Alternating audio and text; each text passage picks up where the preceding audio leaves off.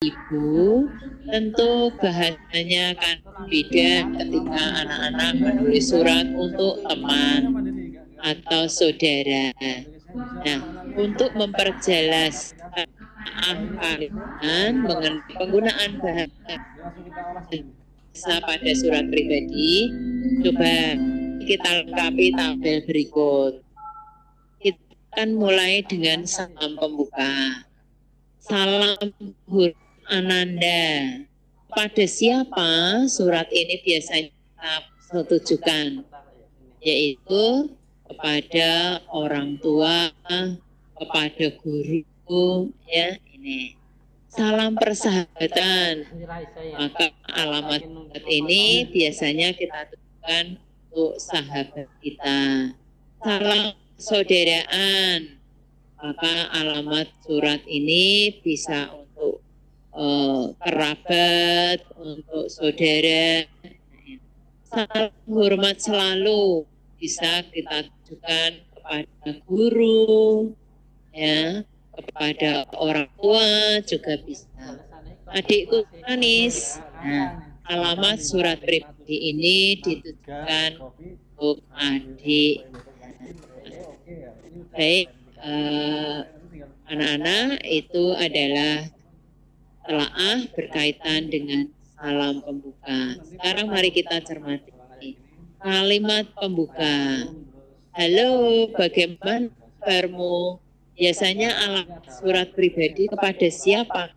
Kalau kita menggunakan kalimat itu, nah, bisa ini teman, ya, kepada sahabat yang dekat.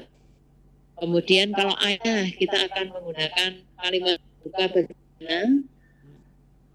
Bagaimana kabar ayah? Semoga ayah senantiasa sehat. Kalau kepada nenek, bagaimana kabar nenek? Semoga nenek senantiasa dalam perlindungan Allah. Bisa. Kalau kepada ibu guru, bagaimana? Bagaimana kabar ibu? Semoga ibu senantiasa diberikan kesehatan.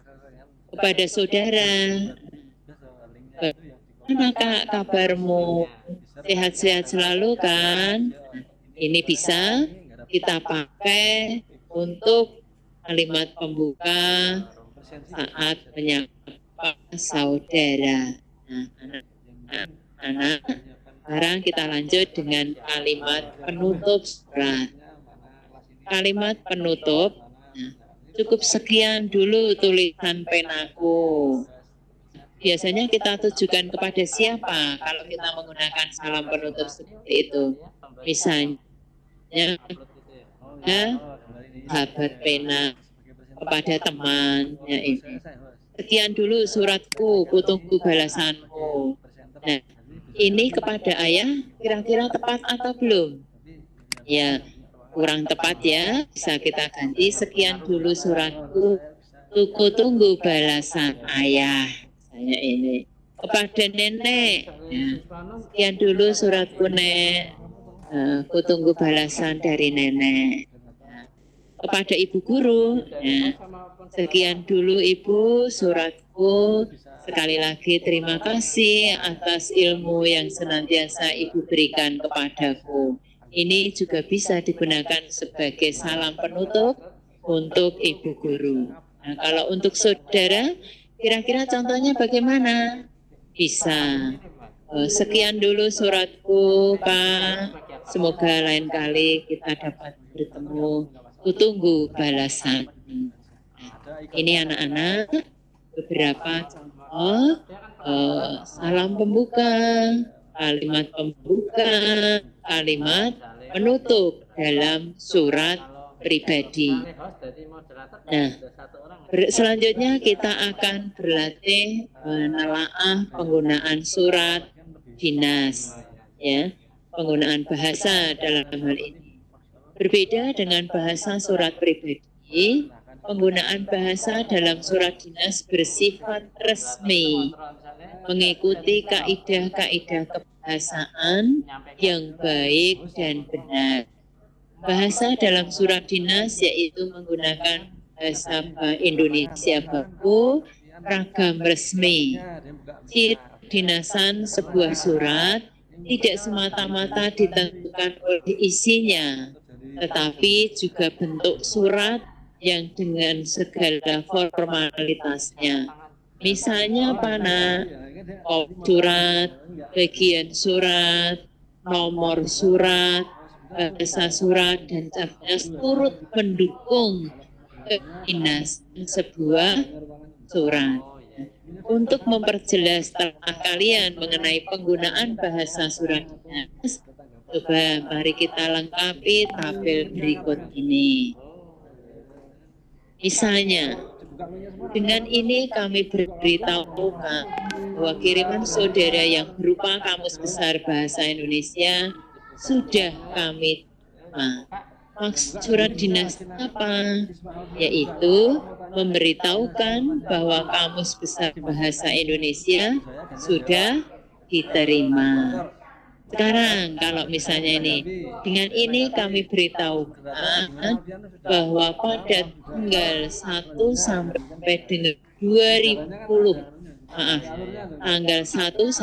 20 Oktober 2016 diadakan penyuluhan bahasa Indonesia. Berarti maksud apa? Yaitu memberitahukan akan diadakannya penyuluhan bahasa Indonesia mulai tanggal 1 sampai dengan tanggal 20 Oktober. Kalau di sini betul 2016. Sekarang kita perhatikan yang ketiga. Dengan surat ini kami beritahukan bahwa surat saudara nomor 005 /Kep/12 sudah kami terima. Maksudnya apa dalam surat dinas tersebut? Yaitu memberitahukan bahwa surat yang dikirimkan sudah diterima oleh pihak yang menulis surat ini. Nah, anak-anak, sekarang kalau kita balik maksud surat dulu, baru nanti bagaimana kalimat pembukanya.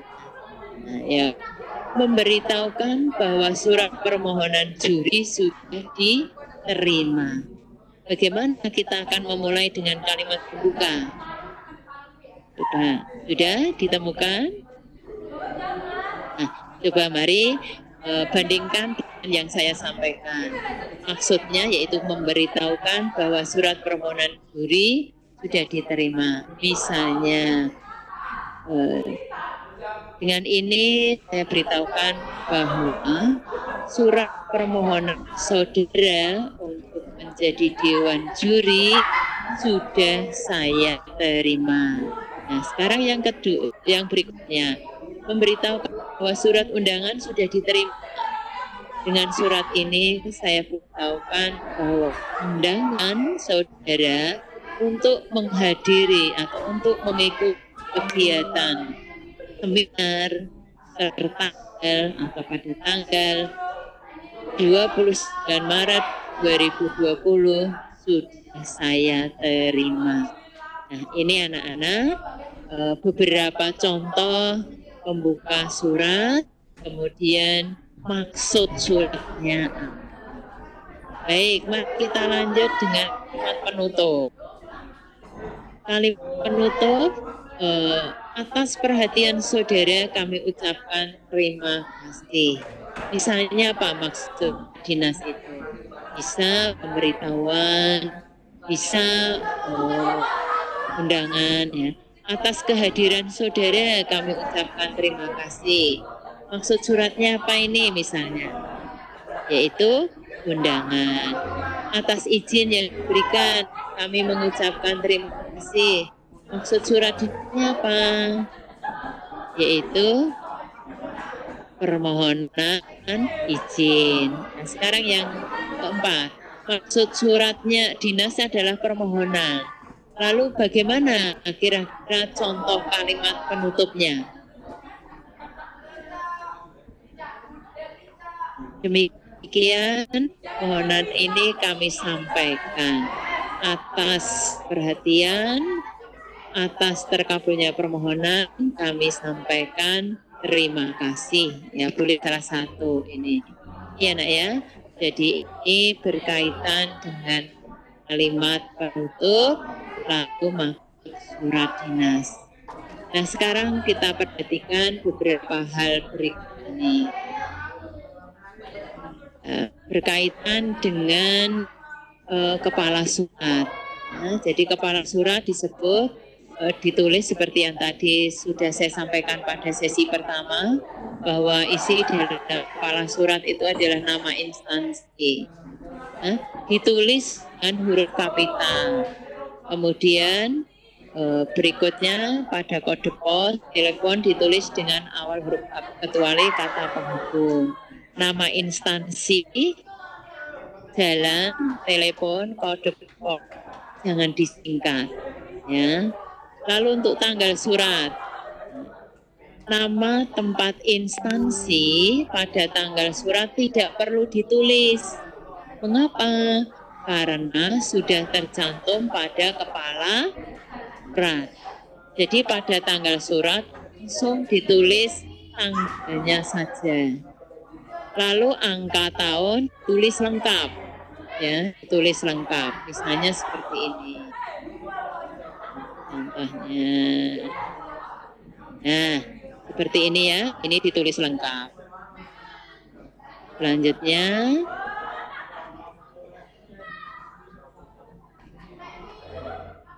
nama bulan ditulis dengan huruf, misalnya Januari, Februari, ya. Jangan lupa di awal kalimat, di awal tanggal, di awal nama bulan, di awal nama bulan menggunakan huruf kapital. Penulisan nama bulan tidak disingkat. Huruf awal nama bulan tidak disingkat atau menggunakan huruf kapital. Sekarang nomor surat. Bagian nomor berisi nomor surat, urut surat yang terbit, kode dan angka tahun. Huruf awal nomor di sini nomor. Jadi kata nomor itu N-nya huruf. Kata nomor diikuti tanda titik 2 tanpa spasi. Jadi seperti ini contohnya. Nah ini ya, nomor dan sebagainya. Lanjut, berikutnya yaitu lampiran. Kata lampiran bermakna tambahan. Bagaimana penulisannya? Kata lampiran dicantumkan jika surat diterbitkan dilampiri berkas atau surat yang lain. Huruf awal kata lampiran ditulis dengan huruf kapital. Singkatannya adalah lam, lalu kita beri titik. Pada akhir baris tidak dibubuhkan tanda titik, ya. Jadi misalnya lampiran titik 2, 1 helai, maka setelah kata 1 helai itu tidak perlu kita beri tanda titik. Jumlah yang dilampirkan dituliskan dengan huruf, misalnya 2 berkas. Ya, memang kita sering mencermati jumlah yang dilampirkan ditulis dengan angka. Hal surat ditulis perihal surat atau pokok surat. Yang dikemukakan adalah isi pokok surat yang diterbitkan. Huruf awal kata hal atau perihal ditulis menggunakan huruf kapital. Satuan yang digunakan untuk menyatakan hal surat usahakan singkat tetapi jelas. Misalnya hal undangan, hal edaran. Panjang satuan tidak melebihi separuh kertas, ya. Huruf awal kata awal satuan ditulis menggunakan kapital. Seperti tadi misalnya hal undangan, maka U-nya itu menggunakan huruf kapital. Nah, contoh seperti ini, nak. Ya. Alamat tujuan.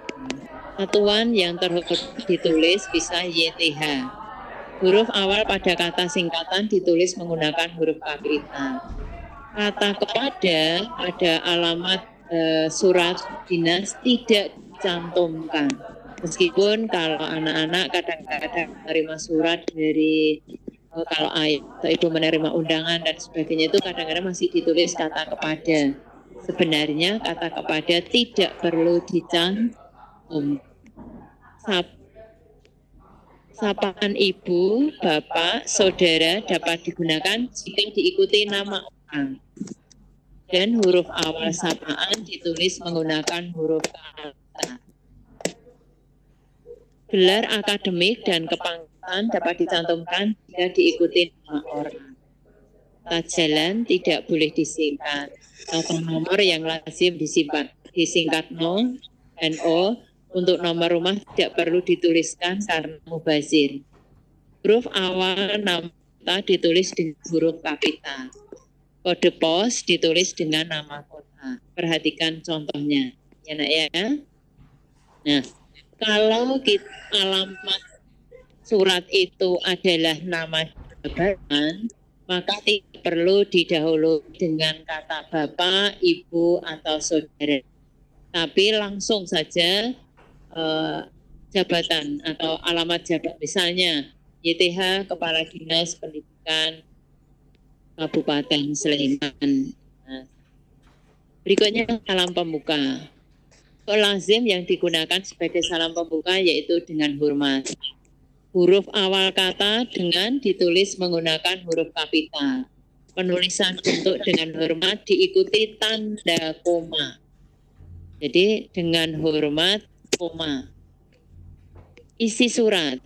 Isi surat merupakan bagian yang sangat penting karena bagian ini merupakan wadah semua persoalan yang ingin disampaikan. Panjang pendek isi surat bergantung pada banyak sedikitnya persoalan yang ingin dikemukakan. Jika persoalannya banyak, isi surat menjadi panjang, dan jika persoalannya sedikit, isi surat menjadi lebih pendek. Secara umum, bahasa yang digunakan dalam bagian isi surat harus benar. Kebenaran dengan ketepatan pemilihan kata, struktur kalimat sesuai kaidah, ejaan yang benar. Kemudian isi surat lengkap terdiri atas alinea pembuka atau paragraf pembuka, paragraf isi, dan paragraf penutup. Pada alinea pembuka, paragraf pembuka, dikemukakan persoalan yang merupakan pengantar atau pendahuluan terhadap permasalahan pokok. Alinea ini berfungsi mengarahkan persoalan yang ingin disampaikan. Oleh sebab itu, alinea pembuka harus disajikan dengan susunan yang benar, ejaan yang benar, pilihan kata yang benar, dan perwajahan surat yang rapi. Nah, perhatikan contoh berikut. Dengan ini kami beritahukan bahwa kiriman saudara yang berupa Kamus Besar Bahasa Indonesia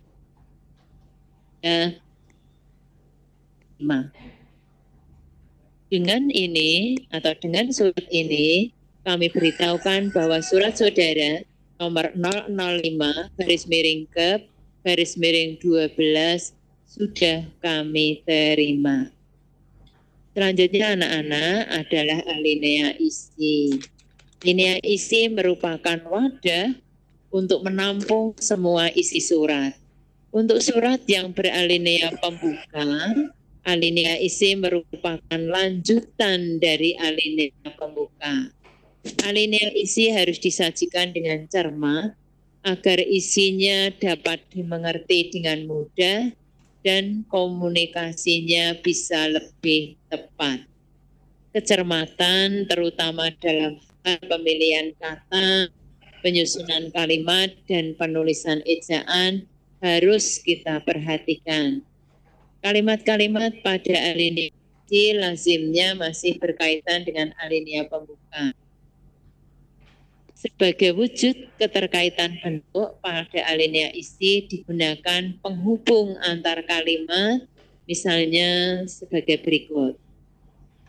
Berhubungan dengan hal tersebut, berkaitan dengan hal tersebut, berkenaan dengan hal tersebut, atau bertalian dengan hal tersebut. Ini anak-anak ya. Contohnya, berkaitan dengan hal tersebut, kami beritahukan bahwa kami akan menugasi seorang staf kami untuk mengikuti pelatihan tersebut. Untuk itu, kami kirimkan belangko isian sebagai bukti keikutsertaan dalam pelatihan itu. Nah, ini anak-anak, ketika kita membuat paragraf isi. Berikutnya adalah alinea penutup. Nah, alinea penutup dapat berupa simpulan, ucapan terima kasih, harapan, dan ucapan selamat. Kalimat dalam alinea penutup bentuknya lebih sederhana daripada alinea isi dan alinea pembuka. Meskipun demikian, pilihan kata-kata harus tepat, struktur harus benar, dan kata-kata mubazir harus dihilangkan. Sebagai contoh, berikut ini. Seringkali alinea penutup hanya terdiri dari satu kalimat. Atas perhatian saudara, kami ucapkan terima kasih. Atas perhatian saudara, kami mengucapkan terima kasih. Atau kami mengucapkan terima kasih atas perhatian saudara. Kami mengucapkan terima kasih atas bantuan dan kerjasama Bapak. Nah, anak-anak, itu adalah contoh alinea penutup. Perhatikan bahwa penulisan kata saudara, kata Bapak pada kalimat tersebut diawali dengan huruf kapital. Mengapa demikian? Karena kata saudara, kata Bapak pada kalimat tersebut digunakan untuk menyapa. Berikutnya adalah salam penutup.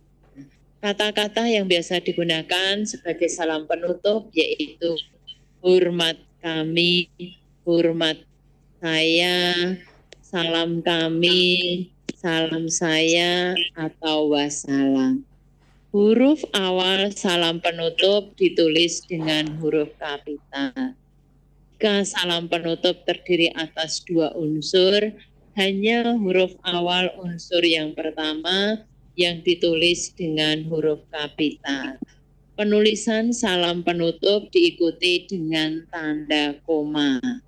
Sama seperti tadi salam pembuka ya nak, dengan hormat koma, maka hormat kami, koma.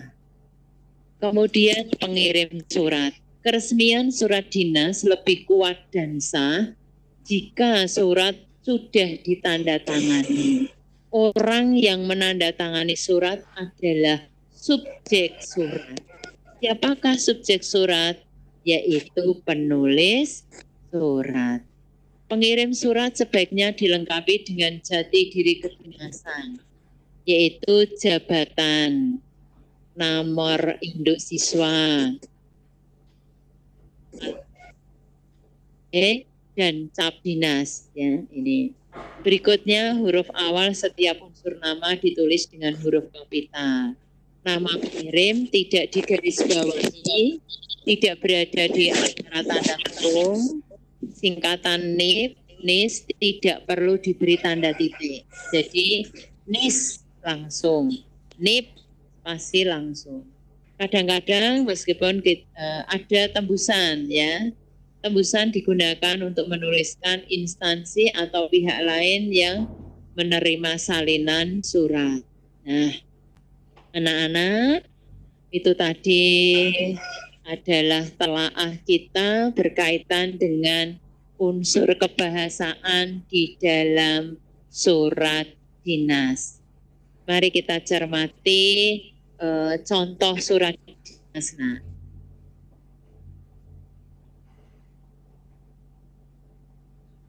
Nah, kita cermati ya, ini adalah contoh surat dinasnya.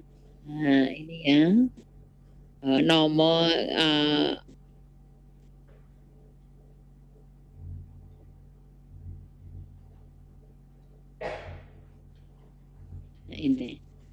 ini ya nak ya. Nah, perhatikan penulisan dengan mulai dari kepala surat, kemudian tanggal, nomor lampiran hal, alamat, kemudian salam pembuka, paragraf pembuka, kemudian paragraf isi.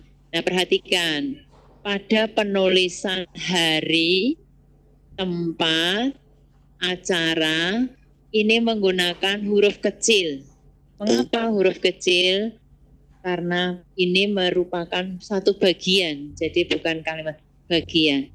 Kemudian setelah tahun ini koma, setelah tempat di sini koma, baru orang tua wali murid di sini tanda titik. Itu ya nak ya. Nah, kemudian kita cermati atas kehadiran dan partisipasi Bapak Ibu. Ya, ini kita sering mendapati atas kehadiran dan partisipasinya. Ini adalah salah satu contoh yang salah, ya. Nya di sini tidak tepat. Mengapa? Karenanya di sini adalah sebagai orang ketiga. Pada yang dimaksud di sini itu menulis surat kepada orang kedua. Nah, ini contohnya Bapak anak-anak. Baik, anak-anak, ini kegiatan kita pembelajaran mengenai telaah surat pribadi dan surat dinas pada sesi yang kedua. Selanjutnya untuk tugas di rumah akan anak-anak menyajikan satu contoh surat dinas. Data-data terkait dengan surat dinas saya kirimkan melalui Google Classroom. Nah, silakan kalian kerjakan berdasarkan penjelasan yang sudah Bu Cahaya sampaikan tadi. Ya, ini. Demikian pembelajaran kita untuk sesi yang kedua ini. Terima kasih atas atensi dan partisipasi para siswa. Dimanapun anak-anak belajar, sukses selalu, ya. Yakin kalau kita bersungguh-sungguh, insya Allah akan memberikan kemudahan dalam mencerna ilmu, dalam mencari ilmu. Nah, terima kasih, sukses selalu untuk anak-anak. Saya akhiri. Assalamualaikum warahmatullahi wabarakatuh.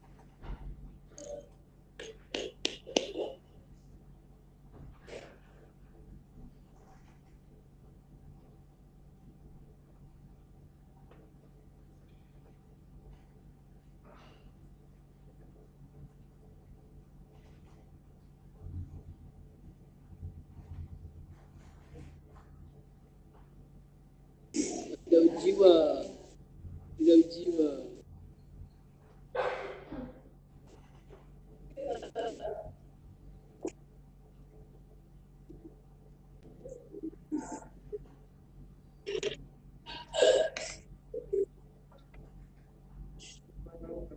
Populasinya masih banyak.